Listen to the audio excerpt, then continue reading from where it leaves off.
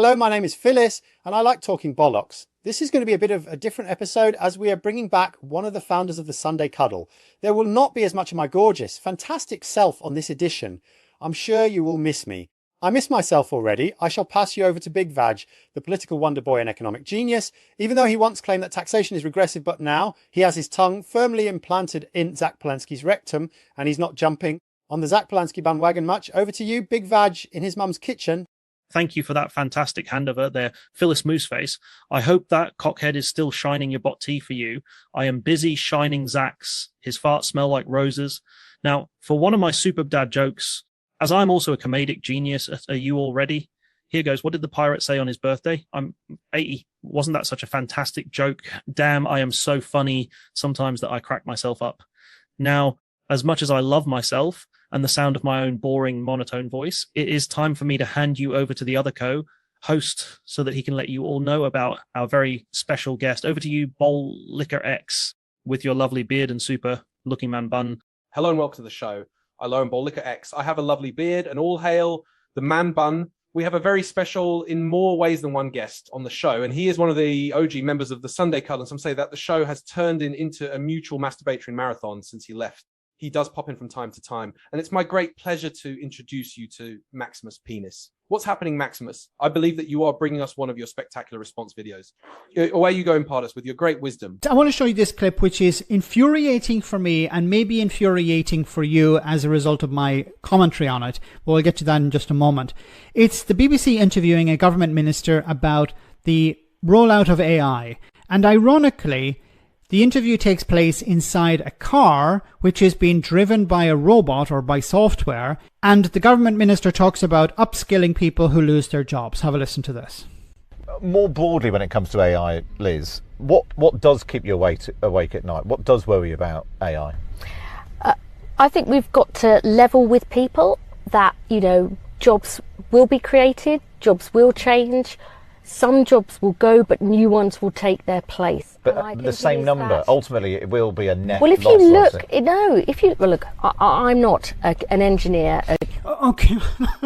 She said no, and then she tried to do a U-turn. Will the same number of jobs be available? No, of course they won't. But she can't say that. She can't be honest. Either she doesn't know or she is trying to lie.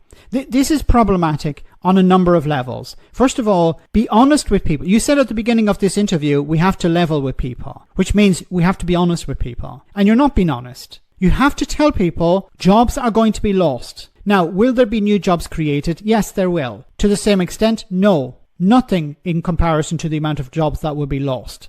Time for me to interrupt here. Max, as much as I appreciate the vast majority of your YouTube work and agree with a huge amount of what you have to say, this is one area where I quite honestly do not. You are and have been fear-mongering when it comes to AI. You claim that there will be a huge amount of jobs lost. Based on what evidence, though? Just how many jobs and which job sectors will be affected the most? Please do continue with this ill-informed nonsense. Why is that the case? Because as businesses understand they can increase productivity with fewer people, they're not going to hire the same number of people. The AI will be augmenting people's work, or in some cases people will be replaced by AI. Max, I really do despair sometimes at your naivety or ignorance, or is it a mixture of both, with a massive dollop of fear of the unknown slathered over the top? Answer me this: just how many jobs in the UK right at this moment have been lost to AI? Shall I give you the answer? None, nil, nada, zero, zilch, sweet Fanny Adams. Now, why is that? Because AI is years away from being able to do even call center jobs, let alone anything more precise or complicated. This type of fear-mongering and feeding on people's fear of the unknown gives greedy bosses the ammunition they need to get rid of staff and tell the staff that are left that they will have to do much more work for the same pay or risk being replaced by the bogey man known as AI. You are helping to perpetuate the myth. Or a computer scientist. I'm a historian. And you can see from previous industrial and technological revolutions, each time this sort of transition in the jobs, some lost, new ones created. The key question for me is, what is government's role?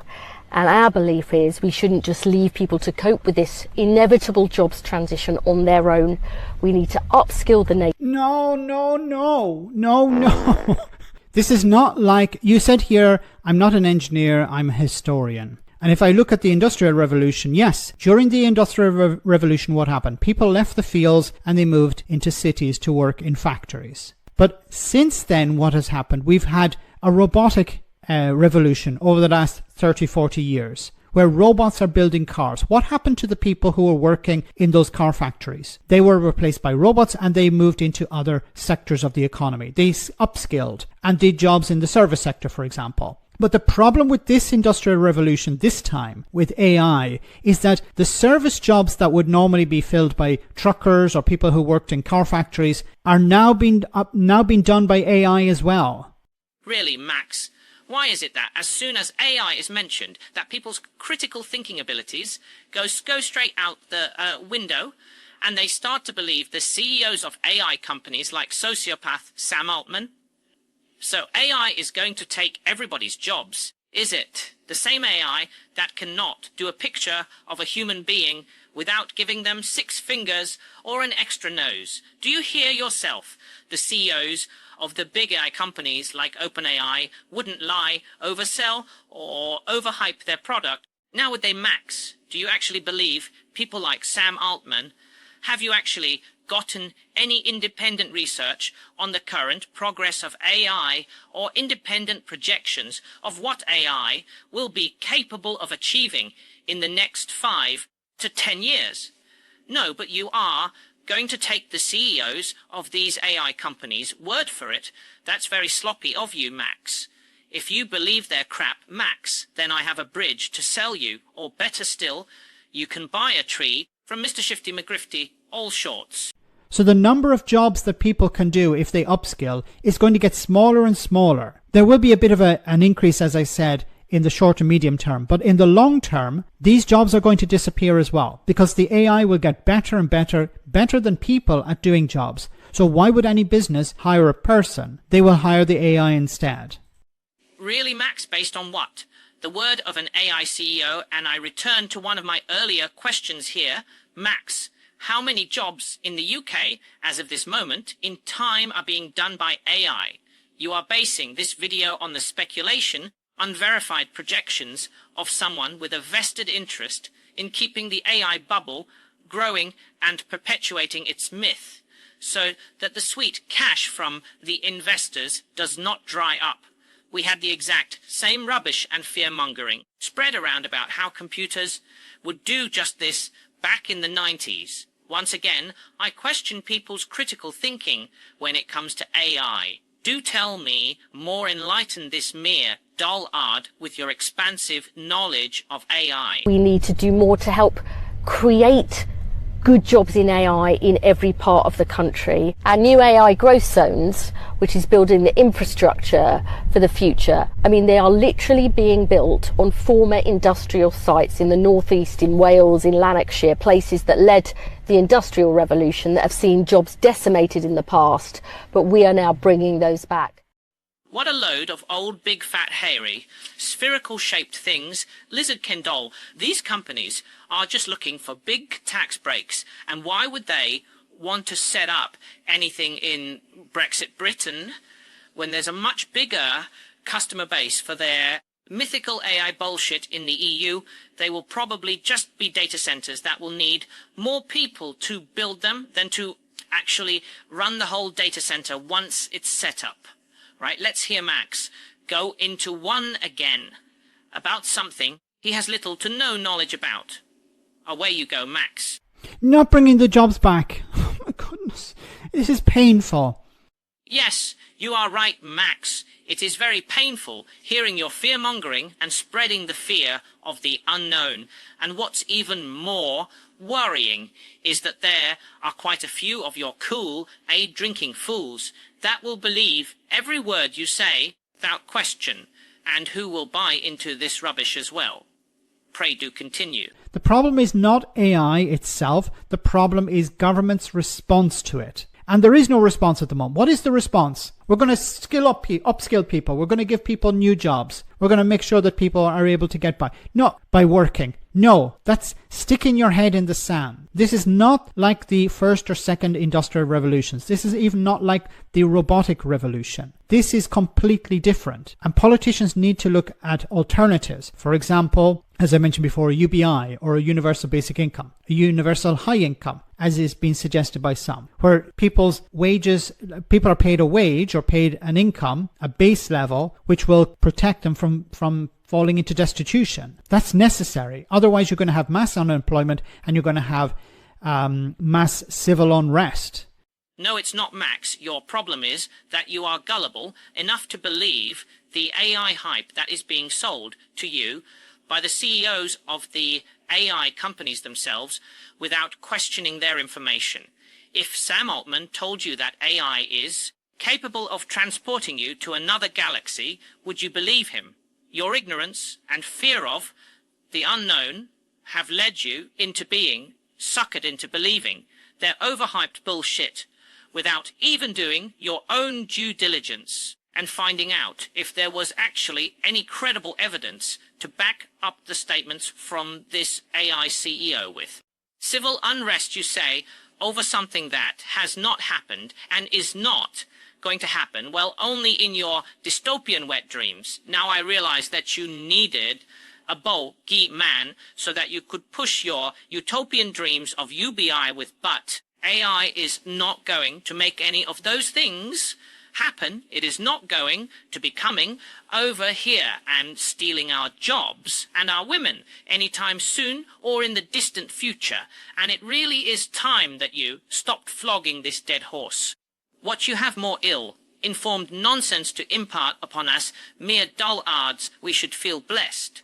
Because people need to feed their families. They need to pay the bills. But we have to approach this in a rational way. And instead we're hearing from politicians, don't worry, it's going to create lots of jobs. Don't worry, people will be able to upskill. Everything will be fine. Don't panic. And the AI companies themselves are saying, we want to create artificial general intelligence or artificial superintelligence to replace jobs, to eliminate employment. That's what they're saying themselves. So if they want to eliminate employment, what is your plan B? And unfortunately, we're hearing nothing from politicians. And this is not just in the UK, it's everywhere. Politicians keep saying everything will be fine, don't worry, people will be able to upskill, when that's not the reality. This is not like the past. Let me know in the comment section, guys, what do you think?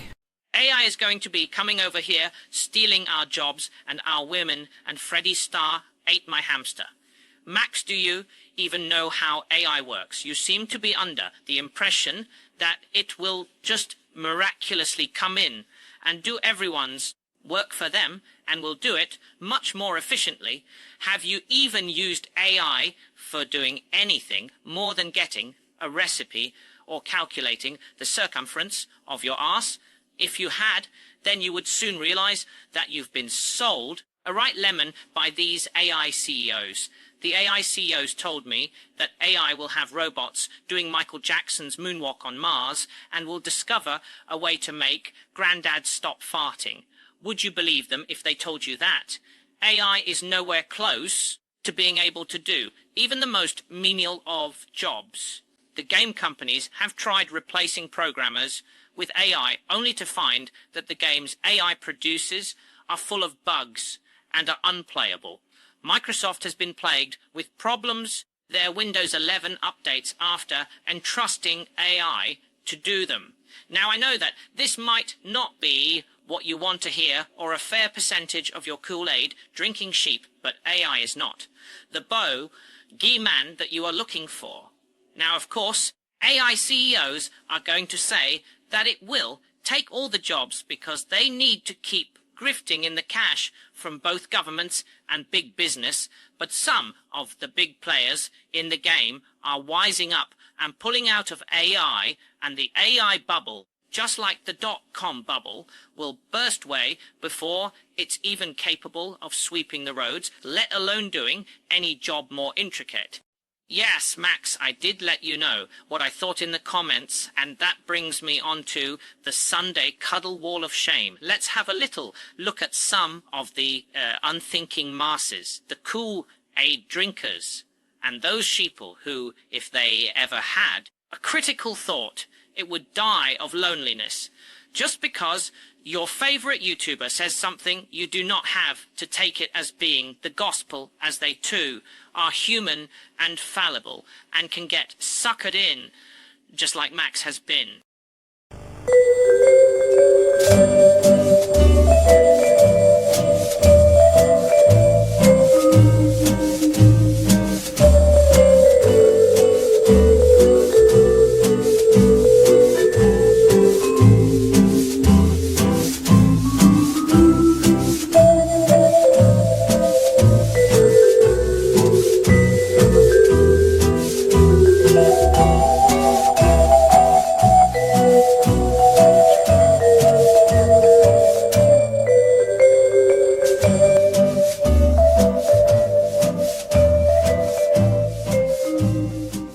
Folks, that's the wall of shame with a little selection of some of the living brain donors that are so gullible that they believe the hyped up rubbish that the CEOs of the AI companies tell them and jump straight onto Max's doom wagon. I guess that nobody told them that the tooth fairy is not real. They all stay up past midnight on Christmas Eve waiting for Santa to come down a chimney that they don't even have.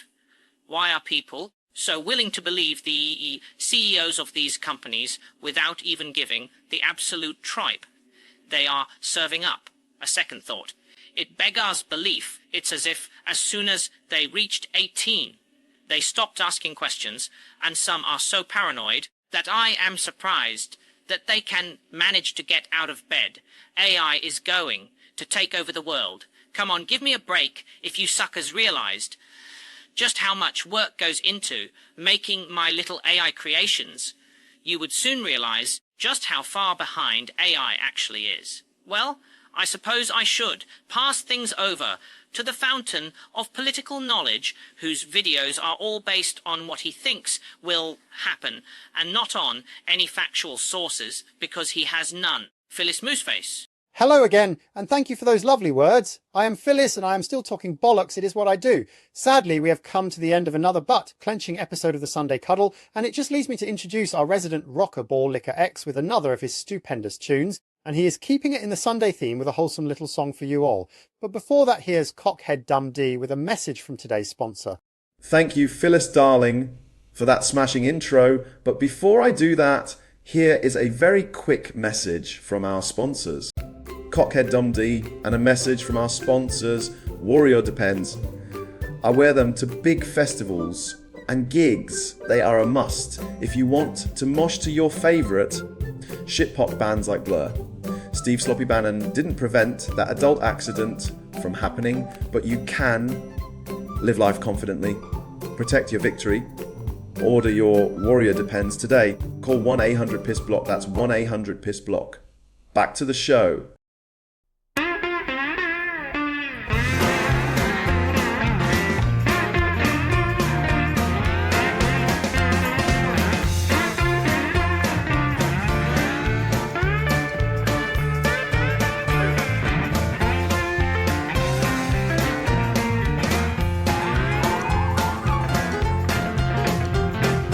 I don't care if it rains or freezes, as long as I got my plastic Jesus riding on the dashboard of my car. Through all trials and tribulations, and my travels through the nations, with my plastic Jesus I'll go far. Oh, plastic Jesus, riding on the dashboard of my car. I'm afraid he'll have to go. His magnets ruin my radio, and if I have a wreck, he'll leave a scar.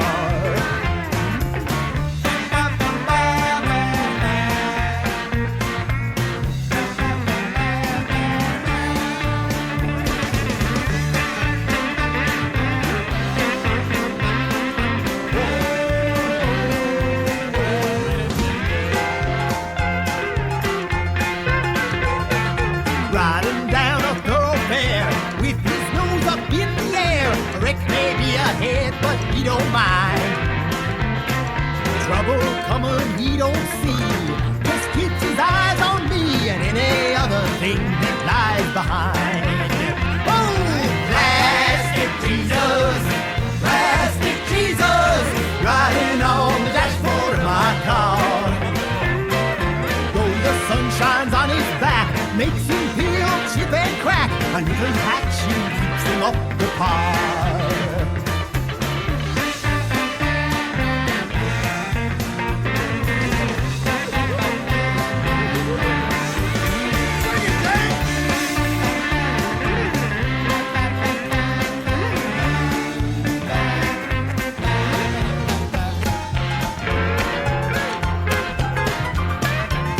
Pedestrians try to cross, I let them know who's boss. Never blow the horn or give them warning.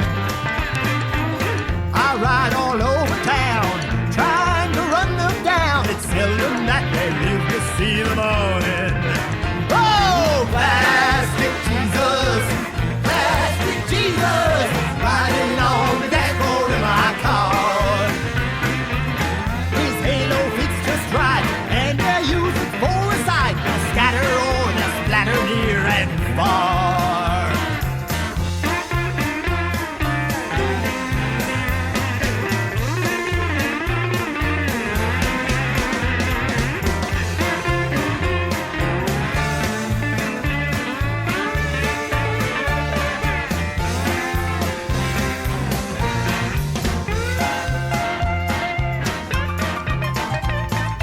If I weave around at night and the police think I'm high, never find my bottle though they ask. Yes, they ask. Plastic Jesus shelters me, for his head comes off, you see his follow, and I use him for a flask. Whoa! Plastic Jesus, riding on the dashboard of my car. Ride with me and have a dram of the blood of the lamb. Plastic Jesus is a holy bar. Whoa! Plastic Jesus, riding on the dashboard of my car. Once his robe was snowy white, now it isn't quite so bright, staying by the smoke of my cigar. Whoa! Plastic Jesus, riding on the dashboard of my car. I'm afraid he'll have to go. His baggage ruined my radio, and if I have a wreck, he'll leave a scar.